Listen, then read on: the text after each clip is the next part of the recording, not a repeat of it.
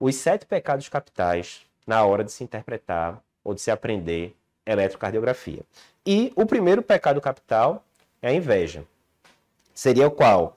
Ter inveja das pessoas que sabem interpretar um eletro com segurança. Eu acho que todo mundo, quando está aprendendo eletro ali no começo, tem essa fase. Você vê uma pessoa pegando aquele traçado, como eu disse, em 2, 3 segundos e dizendo, olha, isso aqui é um infarto com supra. Você fala, é impossível. Em 2, 3 segundos é impossível a pessoa ter dado diagnóstico de infarto.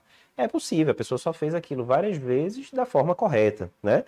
A inveja não quer dizer que você ama a pessoa, não. Acontece por vários motivos, né?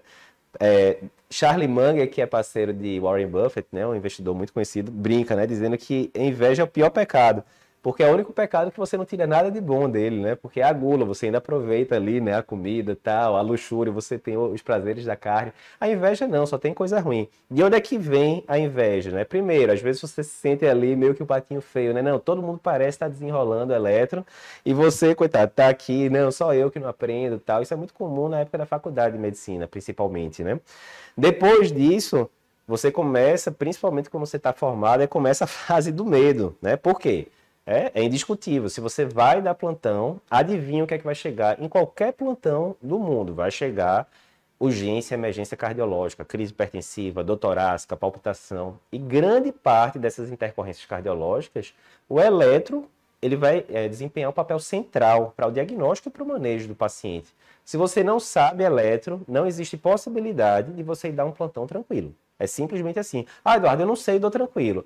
Então você está naquela curva da ignorância que o pessoal chama, né? Às vezes, quando a pessoa tem muito pouco conhecimento, isso aí foi descrito lá no estudo de Dunning-Kruger, às vezes a pessoa é muito confiante tendo muito pouco conhecimento, porque ela não sabe o que ela não sabe. Mas a pessoa que tem o mínimo de conhecimento sabe que sem eletro, sem dominar bem, ela vai passar problema ali nos plantões, né? Depois disso, o pessoal começa a racionalizar um pouco. Ah, eu tenho que ir para Harvard aqui para aprender eletro, eu tenho que estar num centro gigante para aprender eletro. Não, não precisa. Você também não precisa ser um astronauta da NASA, ter um QI de 170, extraordinariamente alto para aprender eletro. Não precisa disso.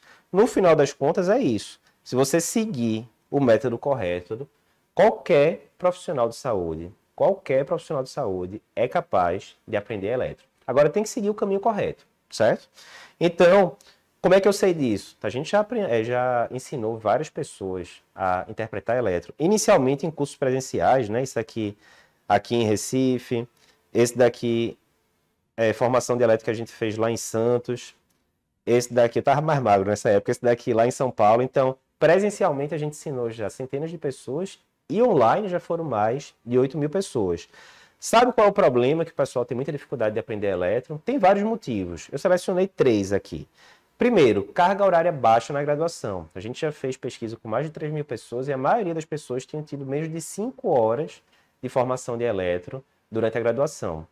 Vou te contar uma coisa, né? Por melhor que seja a aula, não tem como você aprender eletro em 5 horas. É simplesmente impossível. Ao longo dessa semana, a gente vai ter muito mais do que 5 horas de aula e, convenhamos, no domingo, por melhor que sejam as aulas, você não vai estar totalmente apto para interpretar um eletro. Vai estar bem melhor do que está agora, mas totalmente apto não vai estar. Outro problema, materiais e aulas pouco didáticos. Então, isso é muito comum nas faculdades. Uma aula é dada por um professor, outra é dada por outro professor. Parece que uma aula não conversa com a outra. Você não consegue fazer um roteiro ali, começo, meio e fim, para interpretar. E os livros de eletro, normalmente, ou eles são muito básicos e didáticos, ou eles são avançados, mas a didática fica lá embaixo, né? Então, esse é outro problema importante. E, por fim, tem a falta de prática. Muitas vezes você até conseguiu passar por isso daqui, pegou uma base legal, mas se você não estiver vendo eletro com frequência, idealmente todo dia, você termina esquecendo realmente. Então, esses são problemas grandes. E aí, um grande lema nosso é esse: o eletro não é para ser decorado, o eletro é para ser entendido. Você tem que entender o que é que está acontecendo ali nos traçados. A gente vai começar agora os conceitos e você vai ver ao longo dessa aula de hoje, das próximas, como é possível entender sem decorar. Vou pedir só um feedback do pessoal aqui em relação a áudio, vídeo, se está tudo tranquilo. Muita gente perguntando do e-book, fica tranquilo, o e-book é gratuito, a gente vai liberar a senha dele no final da aula, mas ele é uma estratégia de revisão. Você só revisa o que você já aprendeu. Então foca na aula agora, aprende os conceitos todos, porque aí o e-book vai servir no final da aula para você conseguir revisar esse conceito todo. Então Marley, Shirley, todo mundo dizendo que está ótimo, vídeo e áudio, show de bola, fico feliz com o feedback. Então, ó, por exemplo, um erro frequente. Quando eu vou perguntar lá para os estudantes que estão rodando com a gente na cardiologia, me diz aí, esse ritmo é sinusal? E tem muita gente que fala o seguinte, ó, tem onda P? Se tem onda P é sinusal. Essa afirmação está certa ou está errada? Está errada. Essa afirmação está longe de estar correta. Quer saber por quê? Ó, a gente vai mostrar um exemplo daqui a pouquinho. Tem gente que fala, não é só isso não. Tem que ter esses critérios todinhos aqui. Tem que ter onda P positiva em D1, AVF, assim por diante. Mas você vê que a pessoa não está entendendo por quê. Tem que decorar aqueles critérios. Ela decorou, mas ela não sabe explicar por causa porque que tem que preencher esses critérios todos que a gente vai falar depois. Entenda, não decore. Então, ó, tem gente que fala, certo? Tem onda P, o ritmo é sinusal. Isso não é correto e a gente vai mostrar daqui a pouco que esse eletro aqui tem onda P e não é sinusal. Vou voltar daqui a pouco para ele. Ó, para a gente entender o que é o ritmo sinusal e quais são as características dele, vamos lembrar ali a fisiologia básica, né? Então, quando eu falo que o ritmo é sinusal, quer dizer que o ritmo está surgindo dessa estrutura aqui que fica ali no teto do átrio direito, que é o nó sinusal, e ele vai funcionar como maestro, né, do coração. É ele que vai disparar o estímulo elétrico normalmente, porque ele dispara mais vezes por minuto do que os outros locais do coração, né? Ele tem um automatismo exacerbado. Na hora que ele dispara esse estímulo elétrico, o que é que vai acontecer? O estímulo vai ter que sair aqui de cima para chegar aqui embaixo nos ventrículos. Qual é a rota que esse estímulo vai seguir? Mais ou menos essa daqui, né? Ela vai estar vindo, isso daqui é o lado esquerdo do paciente, isso aqui é o lado direito. É como se esse paciente tivesse virado de frente para a gente. E aí o estímulo vai estar vindo aqui para a esquerda e para baixo. Beleza. E aí a orquestra, né, que seria o tecido contrátil do coração, os miócitos ali dos ventrículos, etc., vão seguir esse maestro se a orquestra estiver afinada, certo? O que é que vai acontecer? Na hora que esse estímulo está vindo aqui para baixo e para a esquerda, ele está se aproximando de algumas derivações, como, por exemplo, D1 e AVF. Então, o primeiro critério para a gente dizer que o ritmo é sinusal, e não é o único, a onda P tem que estar presente e positiva em D1 e positivo em AVF. Vamos ver um exemplo? Vamos lá. Ó. Aqui, ó, D1 positivo aqui em onda P e aqui AVF positiva a onda P. Beleza. Já quando a gente vai para aquele primeiro exemplo lá, ó, o D1 eu nem consigo enxergar a onda P direito. O AVF, quando eu vou ver, claramente a onda P é negativa. Negativa. Ou seja, está estranho. Se ela está negativa em AVF, quer dizer que ela está fugindo de AVF. Então, em vez do estímulo estar vindo para cá, para baixo, ele está subindo. É como se o maestro, em vez de estar lá no nó sinusal, é como se ele estivesse aqui na parte de baixo do átrio. Ou seja, está errado. Isso não está vindo do nó sinusal. Esse ritmo não é sinusal, apesar de ter onda P. Não decorei. Entendi. Beleza. Quer dizer que agora eu já sei como é que dá o diagnóstico de ritmo sinusal, certo? Não, errado. Polegar para baixo. Vê esse exemplo aqui, ó. Eu olho para D1, tem uma onda P aqui positiva em D1. Olho para VF, tem onda P positiva em AVF. Se fosse pelo critério anterior, estaria resolvido, certo? Mas não está resolvido. Por quê? Na hora, lembra, né? Se o ritmo é sinusal, a gente tem um maestro que manda a orquestra seguir num determinado ritmo e a orquestra deve obedecer, né? Então, se o maestro fala vai mais rápido, a orquestra vai mais rápido e assim por diante. Aqui não é isso que está acontecendo. Se a gente for ver, ó, isso daqui é uma onda P, isso daqui é uma onda P, e aí, ó, as ondas P's, elas vão se repetindo sempre com o mesmo intervalo. Aqui ela está escondida aqui no meio do QRS, mas existe. Então, ó, a gente tem uma distância igual entre as ondas P's. E os QRS, por sua vez, eles têm uma distância também fixa entre eles. Mas uma coisa não está conversando com a outra. Não está conversando. O normal é que depois da onda P você tem o QRS. Onda P, QRS, assim por diante. Aqui isso não está acontecendo. Na analogia, é como se a gente tivesse um maestro, o nosso sinusal, dizendo, ó, minha gente, vamos aqui nessa velocidade, mas em vez da orquestra estar tocando música clássica, que é o que ele está mandando tocar, está tocando ali um Metallica, está tocando alguma coisa nada a ver com nada, certo? Então aqui a orquestra não está funcionando bem. Esse é um segundo critério. A cada onda P tem que seguir um QRS. Resolvido a questão? Ainda não. Por quê? Vamos ver aqui esse exemplo, ó. A gente tem onda P, está positivo em D2, digamos que esteja positivo em D1 e AVF também. A cada onda P se segue um complexo QRS. Contudo, vê só, essa onda P aqui é de um jeito, essa onda P aqui é mais alta, essa daqui é mais alta ainda, essa daqui é bem baixinha, essa é negativa, essa tá intermediária, essa aqui ficou mais larga, ou seja, a gente tem várias ondas P's que estão diferentes entre si. Ou seja, não está normal isso, né? É como se, tudo bem, alguma hora a gente tem ali o nosso sinusal despolarizando, mas se está mudando de morfologia a onda P, está mudando o local onde essa onda P está surgindo. Então, hora ela está aparecendo daqui, depois ela está aparecendo aqui do outro lado, depois ela está aparecendo aqui de baixo e assim por diante. Então, o marca-passo do coração, né, o lugar que ativa o coração, está mudando de lugar. Com isso, a gente consegue fechar os 4 critérios, que são: a onda P tem que ser positiva em D1 e AVF, se estiver surgindo do nosso sinusal, primeiro critério.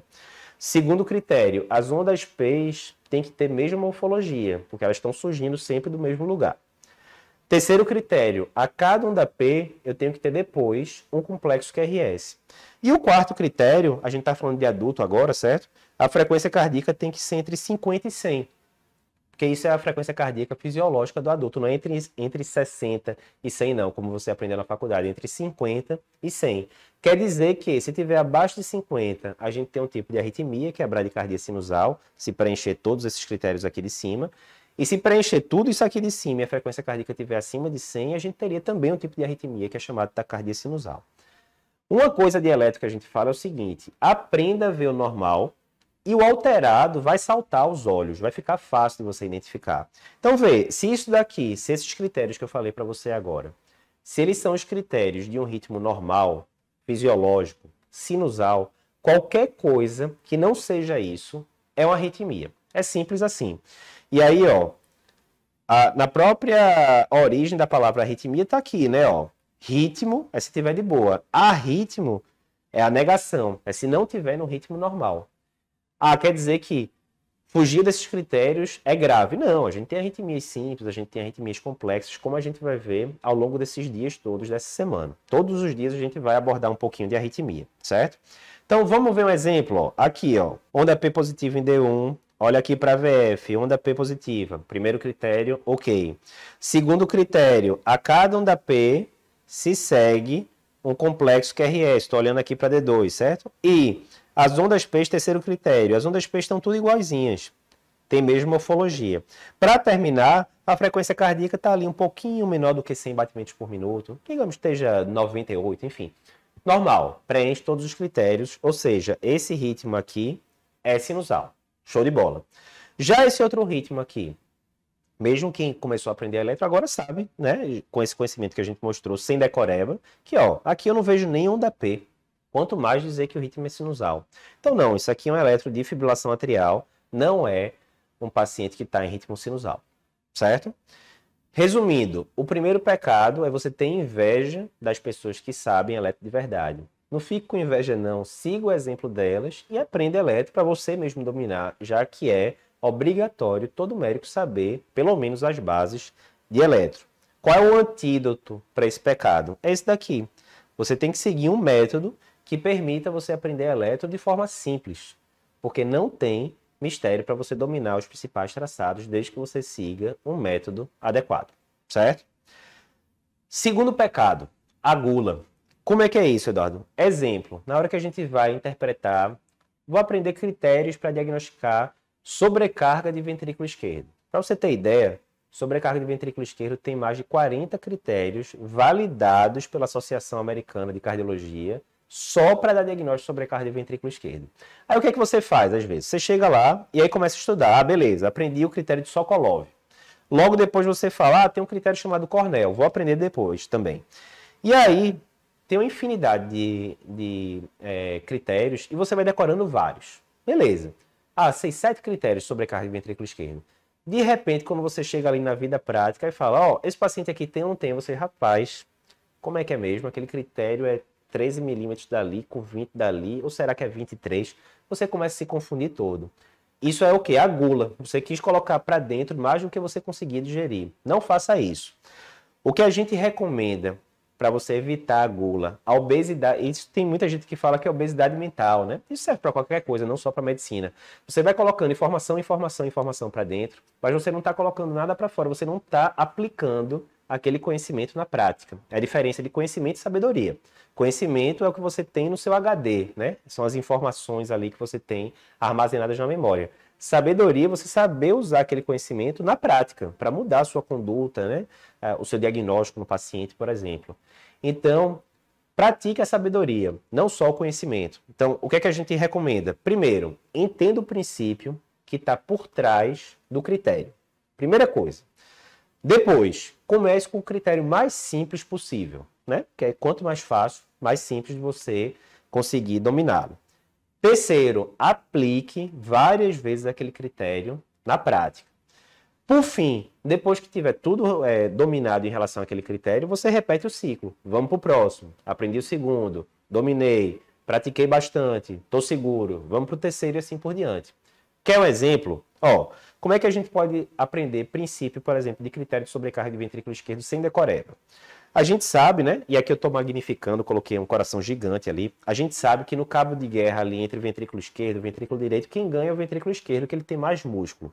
Então, a despolarização dos ventrículos, normalmente ele gera um vetor apontando aqui para baixo e para a esquerda do paciente. Lembrando que aqui é lado esquerdo e aqui é lado direito, certo?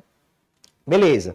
O que é que isso faz? Vai fazer com que o QRS seja positivo, né, em derivações como D1, AVF, né, o eixo do QRS normal.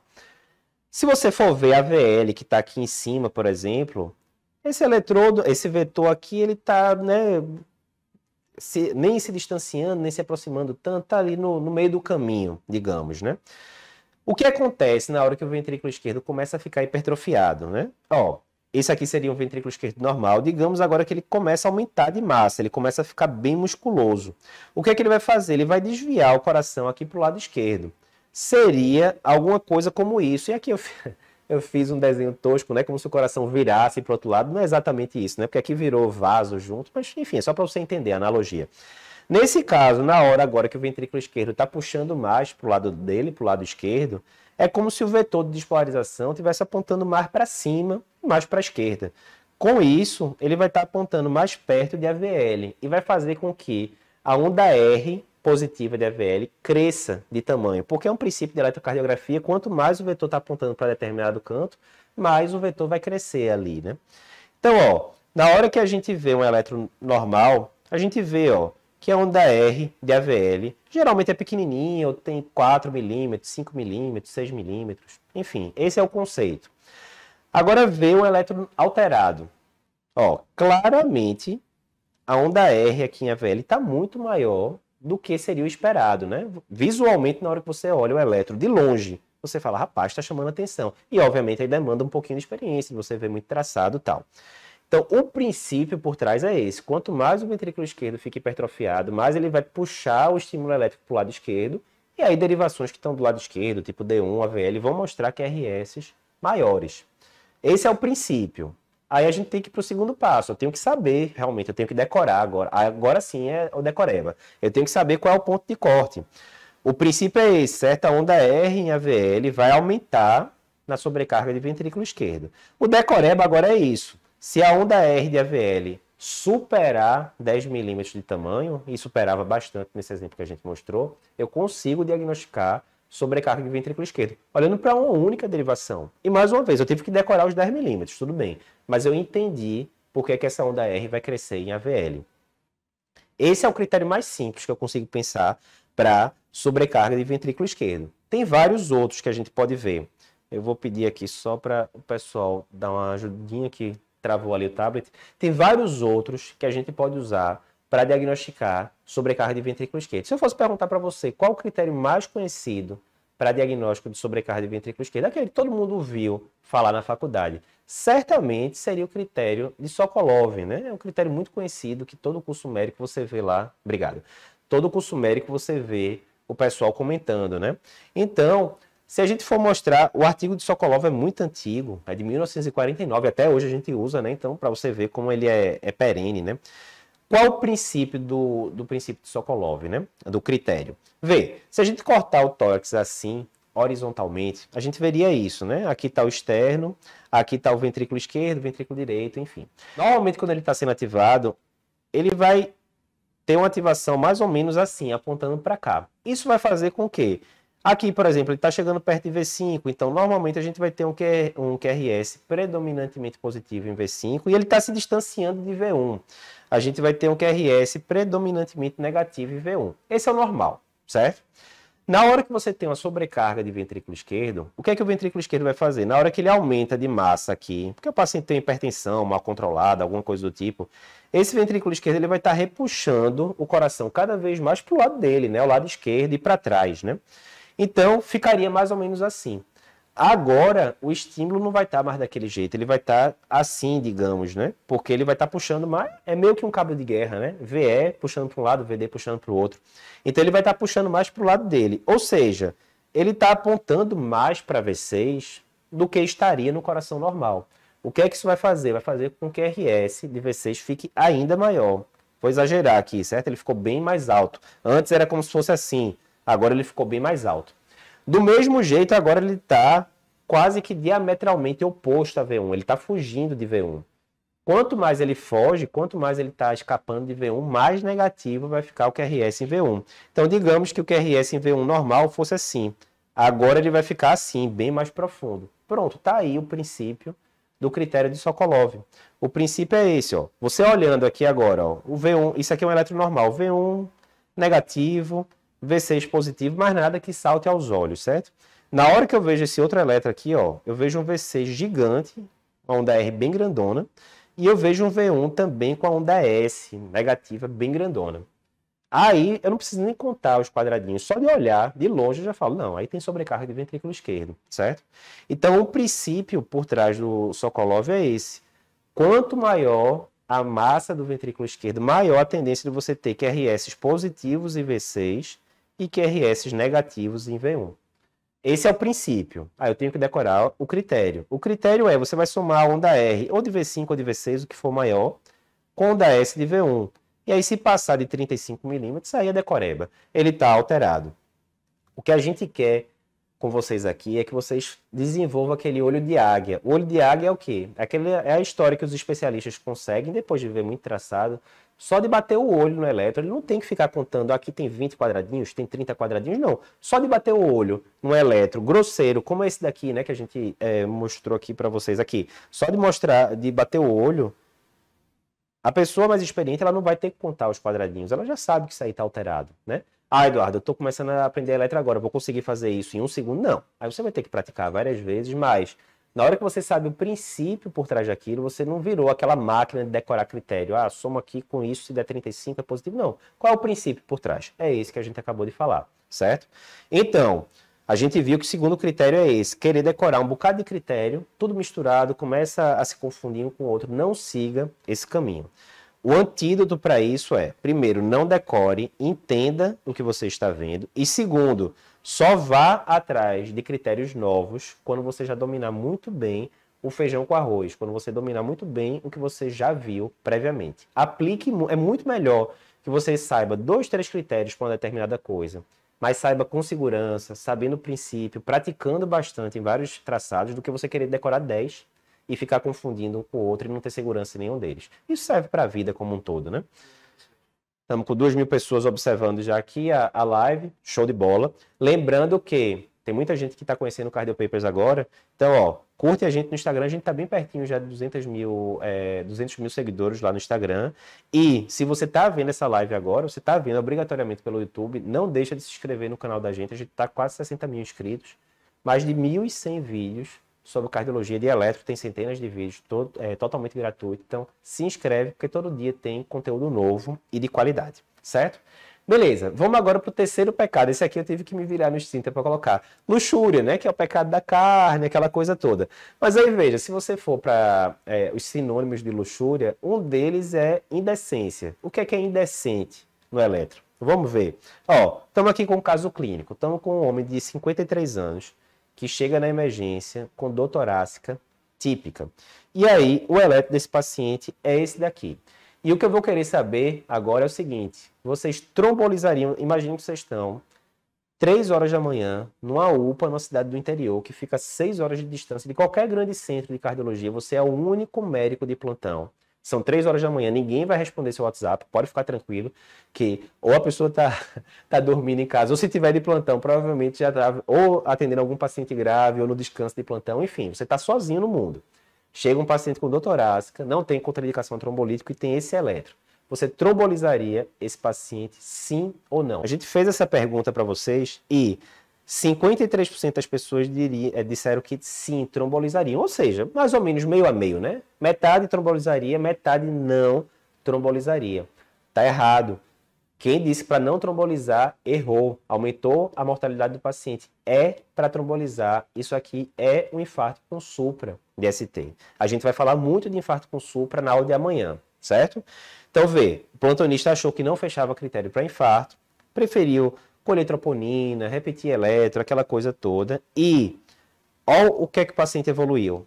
Ele perdeu aqui toda a parede anterior, um pouco da parede lateral também, com infarto maciço. Aqui a gente vai ver daqui a pouquinho, mas ele perdeu toda a onda R que ele tinha aqui na parede anterior, né? Evolução muito ruim. O que acontece? No segundo dia de internação, esse paciente começa a evoluir com choque cardiogênico, pressão começa a cair, começa a ficar com congestão pulmonar, o paciente começa a agravar, vai para a UTI e depois de 7 dias de internação, o paciente vem a óbito, certo? É esse tipo de coisa que a gente não quer que aconteça. Vê só, infarto é a principal causa de morte no mundo, é fato. Quem é que vai atender infarto? Via de regra, né? Se você for em termos nacionais, a maioria dos infartos com supra são vistos por cardiologistas, não são vistos por cardiologistas. A maioria dos infartos com supra vai chegar nas portas da vida de emergência clínica, emergência geral. Então, não é só o cardiologista que tem que saber tratar infarto com supra. Todo médico formado tem que saber diagnosticar e tratar o infarto com supra. É simples assim, certo? Se não for assim, e você está indo dar plantão, você está se submetendo a um risco grande e submetendo os seus pacientes a risco. Essa evolução que a gente colocou aqui, obviamente é a evolução mais dramática, mas ela acontece todos os dias, Brasil afora. E é aquele negócio, se você não dá o diagnóstico, como é que você vai acertar o tratamento? É impossível, né? Então, o que é que acontece aqui? O terceiro pecado do eletro é esse. É indecente você deixar passar batido um diagnóstico de infarto com supra. A gente, como cardiologista, a gente vê isso demais, chegando nos hospitais terciários, universitários. Casos de infarto com supra, que tinham supra claro na UPA da vida, que o pessoal não trombolizou, etc. E o paciente chega com aquele eletro que a gente mostrou, já acima da R, com infarto evoluído, e o paciente já tendo perdido muito músculo cardíaco, com insuficiência cardíaca, evolução ruim. Então a gente tem que saber quais são as fases do infarto com supra e quais são que fases dessas se beneficiam do trombolítico. A primeira fase é essa daqui, é a fase hiperaguda. É uma fase que demora pouco tempo, minutos às vezes. E a gente tem ondas T muito pronunciadas, positivas. A gente pode ter um supra, mas quando acontece é um supra discreto, e que ele tem concavidade para cima, a gente vai falar de concavidade um pouquinho mais para frente. E aqui está um exemplo, ó, paciente com dor torácica típica, esse daqui é do site do Dr. Smith, que é um cara muito conhecido da parte de eletro lá dos Estados Unidos, cedeu para a gente eletro gentilmente. E a gente vê aqui, ó, paciente com dor torácica típica e essas ondas T pronunciadas aqui, principalmente em V2. Aí você pode falar, pô, Eduardo, esse aqui tá danado, viu? O eletro que você mandou até estava confiante que era infarto com supra, mas esse daqui tá danado. Aí é aquela questão de você ir treinando o olho, para você ver, esse paciente aqui era a onda T, quando ele chegou na emergência com dor, e isso daqui é a mesma onda T, da mesma derivação, depois que a artéria foi aberta. Vê a diferença de uma para outra. Então você tem que ir treinando o seu olho para essa fase hiperaguda, que é a onda T que vai chamar mais atenção. Então começou a ver uma onda T que é desproporcionalmente grande ali para o tamanho do QRS, isso envolve um quê de experiência, você tem que ficar ligado. Só infarto que dá onda T apiculada de forma alguma. O outro diagnóstico que a gente sempre tem que lembrar é o da hipercalemia, né? Que dá aquelas ondas T entenda e tal. Pô, Eduardo, mas como é que eu faço? Ó, esse daqui é um caso de infarto, onda que eu acabei de mostrar, e esse daqui é um caso de hipercalemia. Rapaz, complicou, tá muito parecido uma coisa com a outra, eu não vou conseguir diferenciar um eletro do outro. Vê, tem algumas dicas, né? Primeiro, esse caso aqui é do infarto, esse caso aqui é o da hipercalemia. Primeira coisa, ó, dá uma olhadinha no topo da onda T. Ó. Aqui ele é mais redondo, aqui ele é mais pontiagudo. Segundo, a base da onda T, ela é maior aqui no infarto e ela é mais estreitinha aqui na hipercalemia. Então tem uma série de macetes, né? Isso aqui são alguns deles, mas a gente sempre tem que lembrar o óbvio, né? Que é o quê? Você sempre deve correlacionar o eletro com o quadro clínico do paciente. Tá errado. Se alguém tá mandando eletro para você no WhatsApp dizendo, fulano, soube que você viu aí uma aula do Cardiopapers, me diz o que é que você acha desse eletro. Calma lá. Que contexto clínico esse paciente está? Concorde comigo, né? O quadro clínico de um infarto com supra e de uma hipercalemia, geralmente o paciente está ali com ciência renal, alguma coisa, são bastante distintos, né? O paciente com infarto com supra classicamente tem dispneia, mas pode ter, tem endotorácica, mas pode ter dispneia, pode ter outras coisas. O paciente que está ali com hipercalemia, com uma IRA, uma DRC agudizada, comumente vai estar o quê? Vai estar com nauseado, vai estar com sintomas, né, de uremia. Então, sempre avalie o quadro clínico considerando o eletro, considerando o quadro clínico do paciente. Essa é uma regra que a gente não pode esquecer. O exame é complementar, a clínica soberana, todos aqueles chavões, né, que a gente repete tanto na graduação. Primeira fase, então, do infarto com supra, a fase hiperaguda. Segunda fase é a fase aguda, que é comumente vista nos pronto-socorros da vida. Acontece nas primeiras horas, até 12 horas depois da oclusão coronariana. A gente tem um supra que inicialmente ele tem uma concavidade para cima e depois fica com a concavidade para baixo, né?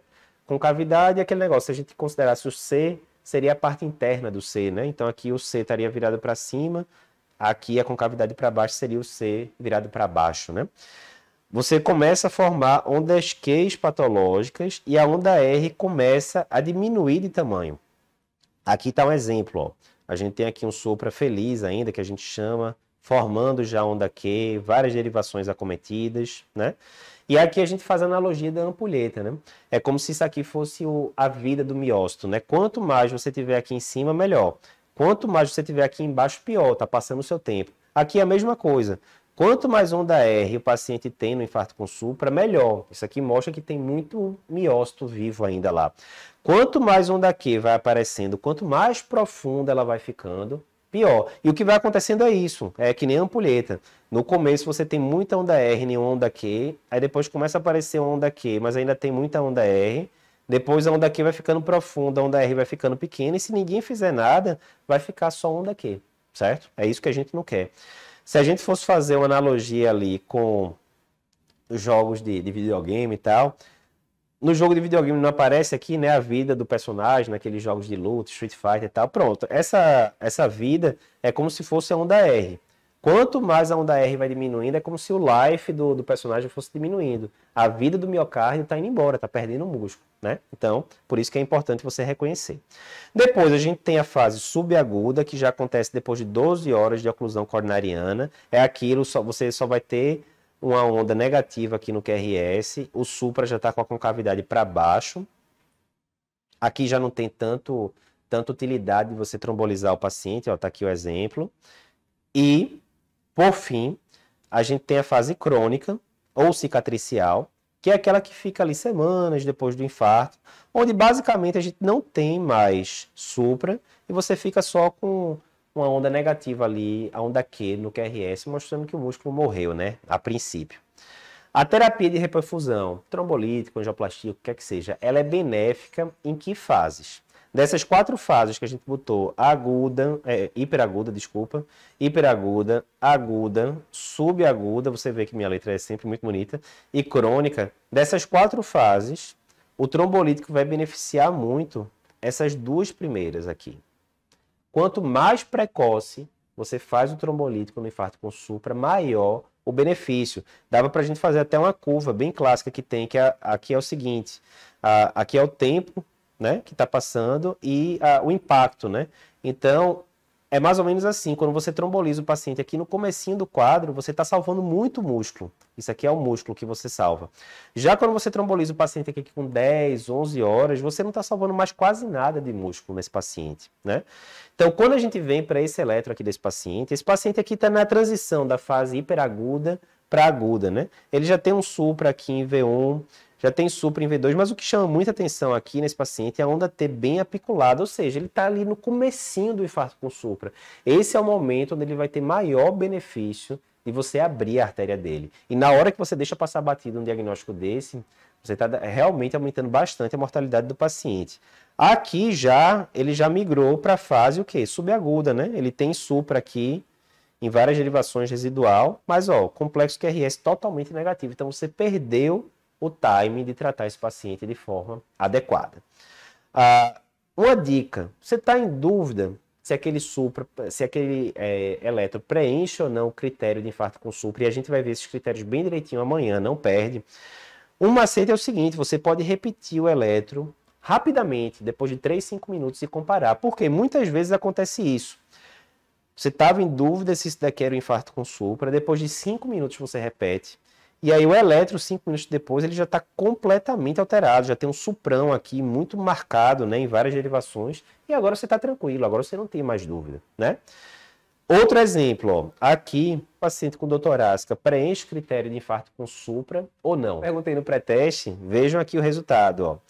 Aqui só 28% das pessoas disseram que trombolizariam esse paciente. 28%. Resumindo, né? 7 em cada 10 pessoas pegou um infarto com supra e ou mandou para casa, ou deixou ali sentado na emergência sem fazer nada, e o paciente estava na fase bem inicial do infarto com supra. Aumentou a mortalidade do paciente. Aí sempre é útil pensar na regra de ouro, né? Regra de ouro, faça com os outros o que você gostaria que fizesse com você, ou com um parente seu, com seu pai, seu filho, o que quer que seja.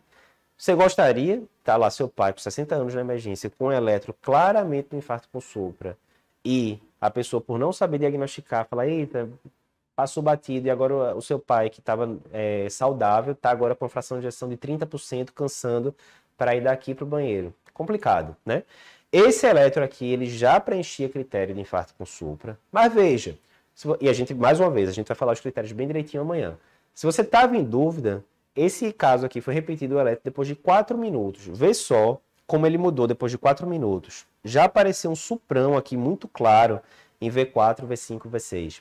Então, se você usou os critérios, ficou em cima do muro, você está em dúvida, repete o eletro, mas não é repetir o eletro daqui a 3 horas, 6 horas. Isso aí é para síndrome sem supra. Com síndrome com supra que você está em dúvida, às vezes 3 minutos, 5 minutos já é o suficiente para mudar muito o eletro, principalmente nessas fases iniciais. Então, o terceiro pecado foi luxúria. É indecente você deixar passar batido no diagnóstico de infarto com supra. Outro dado relevante, a cada minuto que você passa atrasando a reperfusão do infarto com supra, o paciente perde 11 dias de vida. Vê só, Eduardo, 11 dias e tal. Mas imagina, você atrasou 2, 3, 4 horas o tratamento adequado de um infarto com supra. O paciente perdeu anos de vida ali nessa história. E, obviamente, saiu uma média, né, que é feita, enfim. Então, tem muita repercussão isso. E, mais uma vez, você dá plantão, é garantido que você vai ver infarto com supra. É garantido. Eduardo, eu tô recém-formado, tô dando plantão, sei lá, 6 meses, 7 meses. Peguei um casinho só de infarto com supra. Filho, fica tranquilo, você vai dar muito plantão na vida ainda, você vai ver inúmeros casos de infarto com supra. Agora, cuidado, se você não valorizar o eletro de forma adequada, vários desses casos vão simplesmente passar batido e você não vai diagnosticar. E vai estar causando mal ao paciente. Antídoto para a luxúria no eletro. Primeiro, você tem que conhecer muito bem as fases do infarto com supra. Segundo, você tem que dominar os critérios diagnósticos. Esses a gente vai falar muito amanhã e vai falar na terceira aula também, aula de roteiro. Não perde a aula de roteiro, que é quando a gente vai pegar um caso e vai interpretar, mais de um caso, e vai interpretar o eletro do começo ao fim, juntando tudo que a gente está vendo aqui ao longo dessa semana. Quarto pecado, a soberba, né? Soberba, vaidade, aquela história, você se achar melhor do que os outros, você achar que você é o rei da cocada preta, né? Tomás de Aquino já dizia, né? A soberba é a mãe de todos os pecados. Por quê? Lógico, na hora que você se julga superior aos outros, você pode se colocar num pedestal e você fala, não tenho mais o que aprender. Eu já sei o que eu preciso saber sobre esse assunto. Você perde a humildade em relação a isso, né? E aí vê que interessante. Por exemplo, aqui, massagem cardíaca, certo? Normalmente, todo mundo concorda, né, que você saber atender uma parada cardíaca é uma coisa importante, né? A situação mais grave que existe em medicina. E para isso existem treinamentos específicos, tipo a CLS e vários outros, né? A maioria das pessoas, antes de se formar ou logo depois de se formar, faz algum tipo de curso desse porque sabe que uma abordagem sistematizada a uma situação grave, como é uma parada cardíaca, faz muita diferença. Então a pessoa vai lá, geralmente fica um final de semana, né, estudando, praticando, usando lá na prática manequim, aquela coisa toda. Beleza. Já quando você vai para eletro, que é uma coisa igualmente relevante, né? Mais uma vez, a gente já falou aqui vários usos, vai falar vários outros. Geralmente o pessoal aprende eletro como? Assim, na orelhada. Na orelhada. Você sabe como é que é esse termo, né? Tá passando visita lá com alguém, alguém fala, tem, para você dar um diagnóstico de infarto com supra, você pode usar tal critério. Aí você, opa, peguei esse daqui. Você tá lá no Instagram da gente mesmo, às vezes, né? A gente coloca vídeo quase diário de eletro. Tem essa dica aqui para dar diagnóstico de sobrecarga de ventrículo que o Eduardo falou. Peguei. Então você vai pegando de orelhada vários critérios, várias noções, mas a sua base de eletro é muito fraca. Muitas vezes você viu poucas aulas ali na faculdade. Às vezes você leu um livro básico daqueles de eletro, tipo Malcolm, do Beat, e vários livros muito bons de eletro para a parte básica, para você saber o básico do básico do básico, né? Então, às vezes, foi essa a formação de eletro que você teve. Mas aí o que acontece? Aí, fazendo a referência, né, bíblica aí da casa sobre rocha ou casa sobre areia, né? Independentemente das suas crenças, né? Existe o Sermão da Montanha, que provavelmente é o discurso mais influente da história do Ocidente, né? Tá lá no Evangelho de Mateus. E tem uma hora que Jesus fala isso, né? Olha, quem escuta esses meus ensinamentos e coloca-os em prática, é como se fosse um homem que construiu a casa sobre rocha. E aí veio chuva, veio vento e a casa continuou inteira, porque a base dela estava muito bem feita. O pessoal lê muito essa passagem em casamento, enfim. Já a pessoa que está escutando isso e não vai colocar em prática, não adianta só colocar para dentro, tem que colocar para fora, tem que usar aquele conhecimento na prática. Quem não coloca em prática é como se fosse aquele homem que constrói a casa aqui, ó, sobre areia. Também quando o tsunami desse, a casa ia cair de todo jeito, né? Mas assim, é como se fosse a casa construída na areia, ou seja, qualquer tempestade, qualquer coisa ali, a casa vem abaixo. Essa é uma metáfora muito boa para duas coisas, na verdade, né? Primeiro, a gente tem que ter uma base sólida. Não adianta ficar só pegando orelhada ali, uma dica aqui. Quando são assuntos importantes como eletro, emergências cardiológicas, uma série de outras, né? Estou puxando a sardinha aqui para a gente, porque a gente fala muito de cardio. Você tem que ter uma base muito sólida, porque se vier uma coisa um pouco diferente do usual, você vai conseguir manejar também, diagnosticar o que quer que seja. Então, essa é uma primeira metáfora boa. A segunda metáfora é essa. Não adianta você tô aqui acompanhando a aula do Cardio Papers, estou colocando um bocado de coisa para dentro, mas não estou praticando. Então, todo dia, praticamente, a gente coloca desafio de eletro lá no Stories, né? Hoje mesmo a gente colocou, a gente está respondendo aqui a maioria deles. Então, vai lá praticando. Tem o nosso site, nosso Stories, todo dia tem eletro. Tem vários outros sites que tem eletro diariamente. Você tem que estar praticando, vendo na vida real. Se você está só colocando obesidade mental, colocando conhecimento para dentro, mas não está usando, não adianta. O conhecimento foi criado para ser colocado em prática e mudar a sua conduta, a sua vida, né? Então, ó, eu notei essa parte, sabe quando é que eu fiquei com essa cara aqui, vendo que eu também não estava sabendo eletro direito? Mesmo depois de 10 anos, né? Residência de clínica, residência de cardio, aquela coisa toda, eu notei que eu não dominava eletro completamente. Sabe quando? Quando eu saí lá de São Paulo, acabei a residência, eu voltei aqui para Recife. E aí, logo no começo, comecei a dar aula de eletro, lá no Hospital das Clínicas, né, para pessoal da graduação, enfim. E aí eu comecei a ver, às vezes, o estudante ali no começo da faculdade fazer alguma pergunta: Eduardo, por que que o infarto com supra dá supra? E aí, ou então, seguidor da gente falava, é uma boa pergunta, vamos ver o que é que os livros dizem.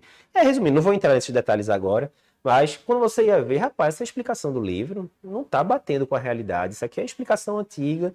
E aí comecei, né, junto com a equipe do Cardio Papers, a gente se juntou e falou, ó, vamos botar a casa em ordem, vamos fazer aquele livro de eletro que a gente gostaria de ter lido na graduação, na residência de clínica, na residência de cardio. E aí, depois de 4 anos de muito trabalho, surgiu, né, o resultado foi esse daqui, nosso livro de eletro. A conclusão que eu cheguei nessa época é mais ou menos isso daqui que Einstein falou, né, ó. Se você não consegue explicar algo simples, né, de forma extremamente simples para uma criança de 6 anos, sinceramente, é porque você ainda não dominou completamente aquele assunto. Foi exatamente isso que eu vi com o eletro. Eu sabia vários critérios, sabia desenrolar tranquilo ali na prática, a maioria dos diagnósticos diferenciais que a gente vê no pronto-socorro, mas tinha muita coisa que estava decorada, eu não sabia qual era a origem daquilo. E não é o ideal, como a gente já falou. Se você só decora, você vai terminar esquecendo, né? Então, depois de 4 anos ali estudando, pegando ali, compilando várias fontes diferentes, de vários livros diferentes, BG Luna, livros nacionais, Brown, né, que é a Bíblia da Cardiologia, a gente fez o nosso manual de eletrocardiografia, foi publicado em 2017, e ele recentemente virou um livro best-seller, né, que é raro um livro de medicina virar best-seller, né? E ele, se você entrar lá na Amazon, ele é o livro mais vendido, não só de eletrocardiografia, mas de cardiologia. Outro dia desse ele estava no top 10 livros de medicina mais vendidos do país, né? A gente fica muito feliz com esse reconhecimento. Quer ver um conhecimento de orelhada que você às vezes escutou e não é bem assim? Por exemplo, você já deve ter ouvido falar nessa regra, ó, supra. Se for o supra feliz, ou seja, aquele supra com concavidade para cima, eu fico tranquilo. Já se for um supra triste, aquele com cavidade para baixo, eu fico preocupado, eu penso em infarto. Talvez você já tenha escutado isso. Mas veja, se você for por essa lógica, esse caso aqui, ó, o supra aqui é o quê? Feliz, ó. A concavidade está para cima. Quer dizer que não é infarto, certo? Esse daqui, supra o quê? Feliz. Quer dizer que não é infarto? Vamos ver. Esse daqui, supra o quê? Feliz. Certo? Quer dizer que não é infarto?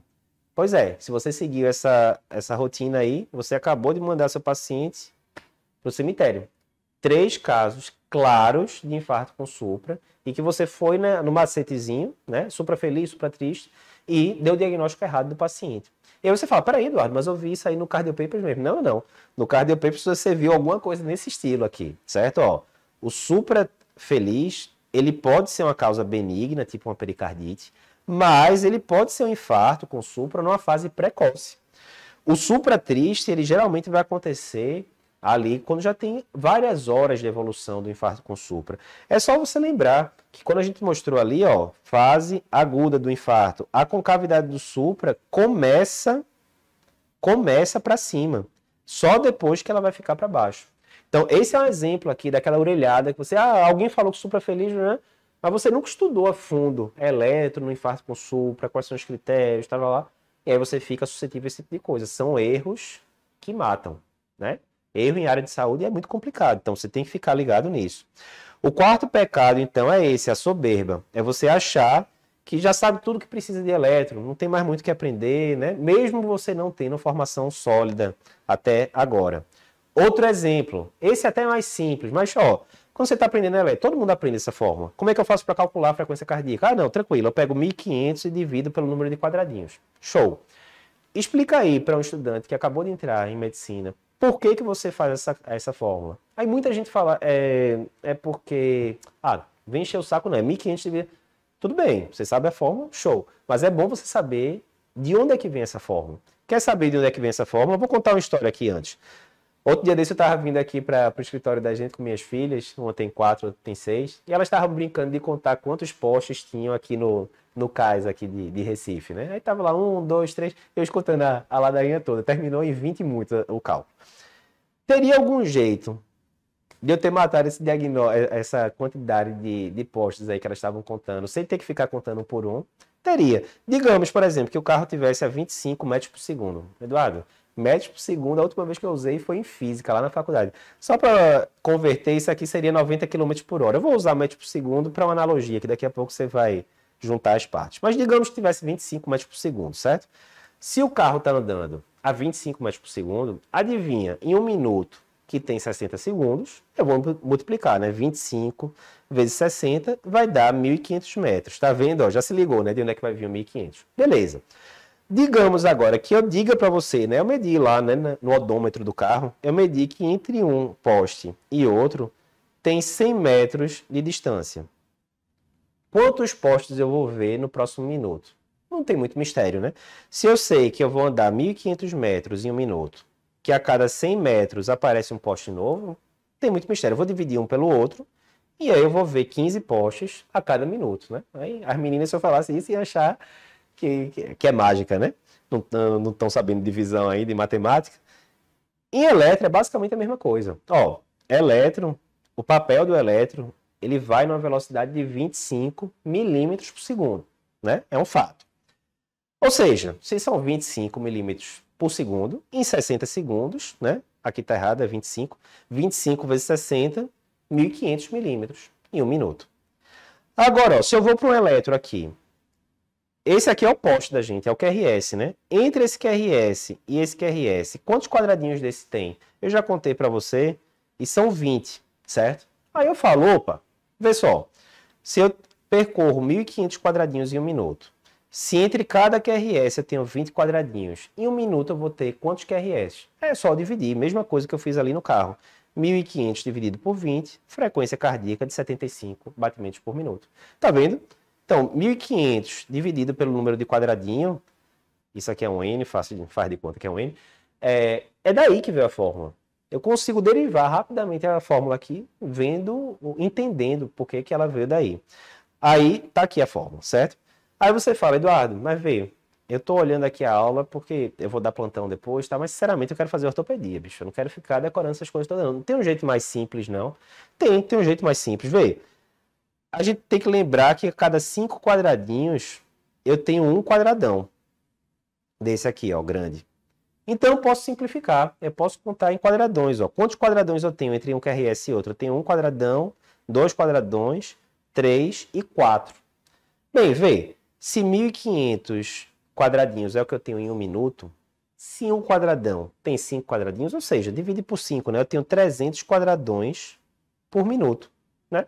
Basicamente a mesma coisa. Ou seja, dá para dividir, então, 300 dividido por quanto? Por 4 quadradões que eu tenho aqui entre um e outro. 300 dividido por 4 vai dar o mesmo, obviamente vai dar o mesmo resultado, porque é o mesmo elétron. 75 batimentos por minuto. Mas veja, que eu não decorei, eu vi ali, né? Eu fui pensando passo a passo e cheguei naquela fórmula, né? Então, ó, quarto pecado, soberba, você achar que já sabe tudo de elétron, mesmo você não tendo feito uma formação completa, sólida de elétron. Qual é o antídoto para isso? Primeiro, você tem que reconhecer que para você dominar elétron realmente, vai ter hard work. Quem chegar e disser, ó, você vai aprender elétron em 1 hora, ó, a gente está conversando aqui já tem 1 hora e pouco. Você já sabe tudo de elétron em 1 hora? Óbvio que não. Né? Óbvio que não, é impossível. Segundo, você vai ter que dedicar uma quantidade de tempo para aprender elétron da forma adequada. Eduardo, vai demorar 10 anos como demorou com você? Não, não vai demorar 10 anos. Vai demorar 100 horas? Não, não vai demorar 100 horas. Depois a gente conversa mais sobre isso. Dá para você fazer num percurso muito mais curto, mas vai demandar trabalho, né? Quinto pecado, ira. Como é que vai ser isso? Ó, você está lá de plantão, sala vermelha, e aí chega um paciente de 70 anos falando que está com palpitação. Beleza. Pressão baixa, 82/50 milímetros de mercúrio. E aí o eletro mostra isso aí. Diz aí pra mim, eu coloquei esse eletro tanto no pré-teste quanto no stories hoje. A maioria do pessoal acertou. Taquicardia ventricular, diagnóstico é esse aí mesmo. Show de bola. Sabe o que acontece? Aí a gente tem uma divisão. As pessoas que não sabem elétron, geralmente elas têm duas reações. A reação mais comum é essa daqui, senta e chora, né? Meu Deus, por que isso comigo? Logo no meu primeiro plantão, depois de formado, elástico, justo nesse plantão que não tem cardiologista, eu tô sozinho e tal. Muita gente faz isso. Mas tem muita gente que fica com a ira, né? Com raiva. Por quê? Muitas vezes a raiva de si próprio, tipo, putz, eu sabia que eu tinha que ter aprendido essa desgraça. Mesmo não fazendo cardio, eu sabia que eu tinha que ter aprendido eletro bem na época da faculdade, na época da residência e tal. Não aprendi. E pior, tem gente que fica com raiva do paciente, como se o paciente tivesse culpa de estar lá, né? Ah, não acredito que veio esse caso aqui na minha frente, eu não sei resolver porque eu não sei eletro e tal. Então, daí vem a ira, né? Apelei um pouquinho, mas é basicamente essa, né? A ira. Então, ó, vamos entender o que é que está acontecendo. Primeiro, a gente tem aqui um caso de taquiarritmia, né? Tem um QRS largo, a gente vai falar mais sobre isso na aula de amanhã. Mas, a gente tem que lembrar, na hora que eu tenho um ataque à arritmia com QRS largo, eu tenho duas possibilidades. Eu posso estar com o ritmo surgindo aqui nos ventrículos, que seria um ataque cardíaco ventricular, ou eu posso estar com o ritmo surgindo aqui acima dos ventrículos, supraventricular, mas que quando chega aqui no sistema de condução normal, em vez de ter uma via expressa, né, que é essa analogia que a gente faz aqui, ele termina encontrando uma via que está bloqueada aqui com os cavaletes. Ou seja, o paciente às vezes tinha um bloqueio de ramo prévio, já tem um bloqueio de ramo esquerdo de longa duração. Adivinha? Se o paciente tem um bloqueio de ramo esquerdo, se ele faz um ataque cardíaco sinusal, que todo mundo faz na hora que sobe uma escada, faz algum esforço, adivinha o que é que vai acontecer com o QRS na hora da ataque cardíaco? Bem, se o eletro normal dele já tem QRS largo, é óbvio que o eletro na hora da ataque cardíaco também vai ser QRS largo. Então a gente tem essas duas hipóteses principais. O macete que eu posso te dar é o seguinte, cerca de 80% das taquicardias de QRS largo são taquicardias ventriculares. Então, se você não sabe, chuta a TV, que a chance maior é de você acertar. Se a gente fosse fazer uma lista, né, das principais causas de taquicardia de QRS largo, 80%, né, as primeiras 8 hipóteses seriam TV, que é simplesmente a mais comum, certo? Aí eu perguntei para vocês no pré-teste, tiveram 600 e poucas pessoas que responderam. 61% falaram TV. Mas vê, arredondando, 4 em cada 10 ou não sabia ou classificaria esse paciente como taquicardia supraventricular. E vê que esse eletro aqui já é um eletro que eu coloquei muito já no stories aí ao longo dos últimos meses. Então, muita gente ficou em dúvida. E garanto que eu perguntei isso. Do pessoal que acertou, perguntei no stories, quantos por cento de certeza? Você tem certeza desse diagnóstico? A maioria das pessoas não tinha certeza. Achava que era TV, mas não estava dominando aquela coisa toda, né? E aí fica a dúvida. Ó, se eu estou em dúvida, não sei o que é. Meu amigo, trate como TV. Por quê? É mais frequente, primeira coisa. Segunda coisa, as medicações ou as condutas que você toma para um ataque cardíaco ventricular, se você aplicar no ataque cardíaco supraventricular com aberrância, geralmente não vai causar mal. Já o contrário não é verdadeiro. Tem condutas que você toma na ataque cardíaco supraventricular com aberrância que se você fizer na ataque cardíaco ventricular, você pode piorar o quadro do paciente. Então, assim, na dúvida, trate como TV, certo? Beleza. Assim, ó, Eduardo, vamos aprofundar um pouquinho, né? Como é que eu poderia diferenciar uma coisa da outra, sem ficar com historinha de 80%, é o mais provável e tal. Eu quero dominar mesmo a parada. Vê, tem muito critério. Brugada, Veriquei, Pava, dos Santos, largura de QRS, eixo de QRS, tem vários. E aí, na hora que existem vários, é porque nenhum é top, né? Porque se tivesse um espetacular, você só decorava aquele ali e entendia aquele ali e pronto. O mais prático, mais simples de explicar, eu acho o VDQ, que é um artigo publicado em 2008. E aí é um protocolo com vários passos, eu não vou entrar em detalhes nisso aqui tudo, vou falar basicamente do primeiro passo, que é o seguinte: se você tiver uma onda R grande em AVR, isso diagnostica, inicial, isso basicamente diagnostica taquicardia ventricular. Você pode decorar isso e ponto final. Vai acontecer o quê? Você vai esquecer. Vamos aprender, então, né? Entender o que é que está acontecendo. Imagina que seja uma arritmia que esteja surgindo daqui, do átrio esquerdo. E aí, ela vai fazer o quê? Ela vai descer em direção aos ventrículos, né? Que está indo de cima dos átrios para baixo para os ventrículos. O que vai acontecer em relação à VR, né? Que fica aqui é uma derivação como se ficasse no ombro direito da gente, né? Vai estar se afastando de AVR. Então, comumente, o AVR vai começar com uma onda negativa, uma onda Q, certo? Agora, imaginemos que a gente tem uma arritmia que está surgindo aqui do ventrículo e lá da pontinha do ventrículo. Digamos que o vetor esteja indo nesse sentido. O que está acontecendo aí? Está se aproximando de AVR. Se está se aproximando de AVR, vai deflagrar uma onda positiva. Se é uma onda positiva, é chamada onda R. Então tá aqui, ó, onda R zona grande em AVR. E a primeira onda que aparece em AVR é essa onda R grande. Então, na hora que eu vejo isso, eu posso dizer com muita acurácia que isso aqui se trata de um ataque cardíaco ventricular. Por quê? A única forma de você ter esse R grandão inicial em AVR é se o estímulo estiver vindo de baixo para cima. E para ele estar surgindo de baixo para cima, ele tem que estar surgindo dos ventrículos. Então, simples assim. Então, na hora que eu olho aqui, ó, AVR, ó, eu só tenho onda positiva em AVR, acabou. Isso é taquicardia ventricular. Certo? Ah, Eduardo, se não tivesse isso, descartava a taquicardia ventricular? Não, porque a taquicardia ventricular, por exemplo, ela poderia estar surgindo, vou fazer um desenho aqui, certo? Ela poderia estar surgindo aqui e fazendo assim, vindo para baixo, se afastando de AVR. Então, tem uma série de minúcias aí, né? Mas o princípio geral, para você entender, é esse daí, sem decorar, entendendo, certo? Então, ó, o quinto pecado é a ira. É você ficar irado, porque chegou alguma coisa na emergência que depende de eletro para dar o diagnóstico e a conduta adequada e você não sabe. Então, você pode ficar irado com você mesmo, porque você deveria saber aquilo, e aí vem a história da síndrome do impostor, né? Tipo, pô, eu sou plantonista, eu tô aqui responsável pela vida de um bocado de gente, chega esse paciente para mim com pressão baixa na sala de emergência, eu deveria, como médico formado, saber diagnosticar isso, eu não sei. Ou seja, eu estou ocupando um espaço que eu não deveria, né? Eu não estou apto para isso. Aí começa toda aquela, né? A cobrança interna, aquela coisa toda, né? Tem que ter a cobrança interna, porque se você não tem cobrança nenhuma, tipo, ah, não, a vida é assim mesmo, vamos embora, você não melhora, né? Você não melhora. Então você tem que reconhecer o erro, Mas você tem que procurar acertar aquele erro. Também não vai adiantar você ficar se martirizando, né, com aquilo na cabeça. Ó, detectou que errou, vamos para frente, vamos aprender o certo. Qual é o antídoto para a ira? Você tem que dominar com muita segurança os padrões que mais aparecem no pronto-socorro sem decoreba. Você tem que entender. Mais uma vez, a gente vai bater muito nessa tecla ao longo dessa semana. Eletro não se decora, se entende. Sexto pecado, preguiça. Então, vê, ó, você está lá, um paciente idoso, é admitido com tosse produtiva e diarreia no pronto-socorro. Está desidratado, desorientado, febril. Aí você faz um eletro que vem esse padrão aí. E aí eu perguntei no pré-teste o que esse paciente pode ter predisposição maior, para que arritmia especificamente. Eu vou mostrar o resultado de vocês daqui a pouco, certo? De quem preencheu.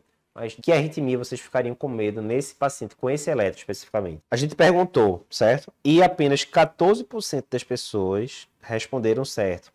De fato, o medo da gente aqui é de uma taquicardia ventricular polimórfica. Eduardo, eu estou começando a eletro agora, estou viajando. Fica tranquilo, a gente vai explicar daqui a pouquinho, certo? A maioria das pessoas, então, né, vou arredondar aqui, 8 em cada 10 pensaram uma coisa diferente, né? E um eletro aqui, eu botei um eletro grosseiramente alterado, né? Aqui um intervalo QT gigantesco, né? Não é um intervalo QT aumentado, não.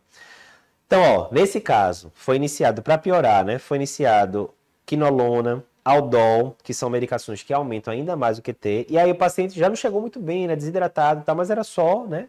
Infecção ali respiratória, gastrointestinal e tal. E aí o paciente evolui com isso daqui, uma taquicardia ventricular polimórfica, né? Porque esse QRS é diferente desse, que é diferente desse, e assim por diante. Ou seja, tem várias morfologias, né, distintas, né? E agora, o que é que você fez, cidadão, para piorar a vida desse pobre velhinho? Então, ó, esse é o sexto pecado. É você ter preguiça de calcular o intervalo QT corrigido. Vou dizer que mesmo cardiologista tem muita gente que esquece de calcular intervalo QT. Aí a gente tem duas fases. A gente tem a pessoa que não sabe calcular e a gente tem a pessoa que sabe calcular, mas fica com preguiça mesmo, esquece, não segue um roteiro para interpretar o eletro. E aí se você não segue o roteiro, adivinha o que é que vai acontecer. É inexorável, você vai esquecer uma hora ou outra de ver alguma coisa importante, né? Então o checklist é muito bom, principalmente para quem está começando. Então, lembrando, o que é o intervalo QT? É esse intervalo que vai aqui desde o começo do complexo QRS até o final da onda T. Portanto, engloba tanto o QRS, que é a despolarização dos ventrículos, quanto o segmento ST onda T, que é a repolarização dos ventrículos. Ok. Por que é importante eu medir o intervalo QT? Por isso, ó, o intervalo QT ele vai englobar uma série de fases aqui do potencial de ação, incluindo essa fase 3 do potencial de ação. Essa fase 3 do potencial de ação é o que a gente chama aqui, ó, de período refratário relativo. Quer dizer isso?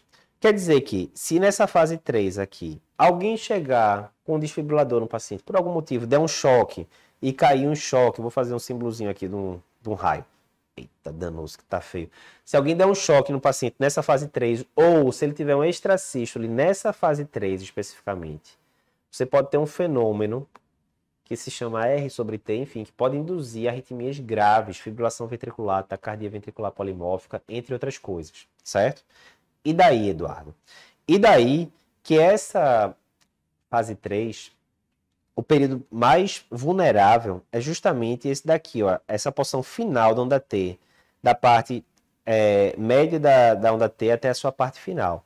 Ou seja, aqui, nessa parte, se cair um extrasístole, se alguém der um choque no paciente e cair nessa parte, você pode induzir arritmia grave. E daí, Eduardo? E daí o seguinte, quanto mais o intervalo QT aumenta, mais aumenta essa área vermelha aí, mais fica vulnerável o paciente. Por isso que a gente chama de calcanhar de Aquiles, né?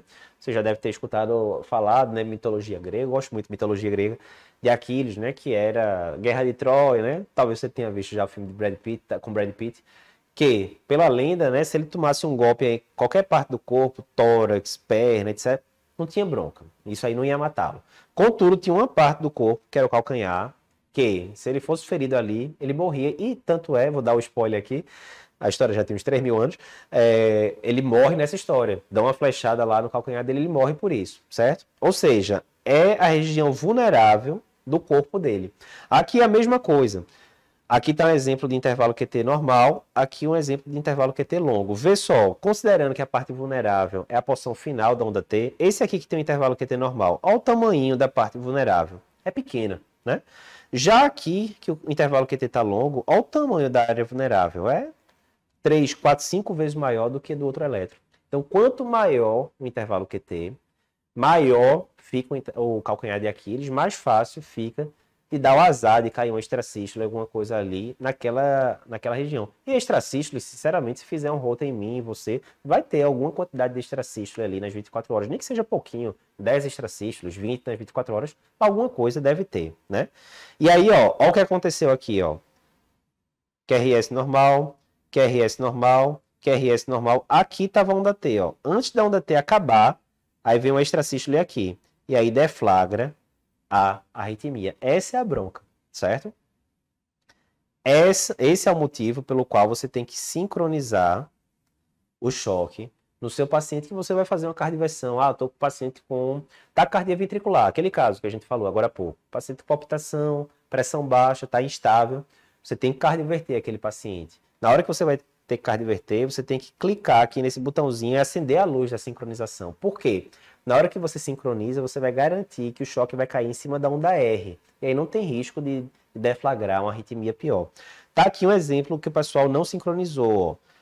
O choque do desfibrilador cai aqui, em cima da onda T. E aí deflagra uma arritmia ventricular grave, uma fibrilação ventricular. Certo? Como é que eu posso fazer para olhando rapidamente para o eletro, saber se o intervalo QT está normal ou não? E aqui é o seguinte, um jeito fácil é o seguinte, eu pego a distância do intervalo QRS e outro e divido no meio, mais ou menos, não tem que ser milimétrico não. Divido no meio, passo uma linha aqui tracejada. Se essa linha tracejada não cortar a onda T, provavelmente o intervalo QT está normal. Já se cortar a onda T no meio, como é o caso aqui, deve estar aumentado, deve ser um QT longo. Uma triagem rápida, não é perfeita, longe disso, mas já dá uma boa ajudada. Tá aqui um exemplo, ó. Eu peguei o intervalo entre o QRS e outro, tracei uma linha aqui no meio e eu vejo que claramente está cortando a onda T no meio. Então, nesse caso, tudo indica que o intervalo QT está aumentado. Agora sim, que eu fiz a triagem, eu vou calcular ele do jeito certo. Quais são as causas, principais causas do intervalo QT aumentado? Você pode lembrar da gente. Cardiopapers, mnemônico, né? Ó, C de cloroquina, né? Nessa época de Covid, o povo já não está usando mais muito, né? Felizmente, as evidências, né? Mas usou-se muito. Azitromicina, R de ritonavir, lopinavir, D de distúrbio hidroeletrolítico, hipocalemia, hipocalcemia, hipomagnesemia, os 3 hipos. I de itraconazol, ou outros antifúngicos, O de ofloxacina ou outras quinolonas, P de psicotrópicos, tipo o Aldol, A de amiodarona, P de procinético, tipo cisaprida, escitalopram, remédio para depressão, tipo amitriptilina, né, que o pessoal usa muito, e esse sotalol, que é um antiarrítmico, mais a gente da cardio mesmo que usa, né? Em que derivação deve medir o intervalo QT? Tem gente que fala, o Brown mesmo fala V2, V3, alguns livros de arritmia falam D2 ou V5. O fato é que para você medir, você tem que ver muito bem onde é que é o final da onda T. Então aqui, estou conseguindo enxergar bem o final da onda T, beleza, posso medir.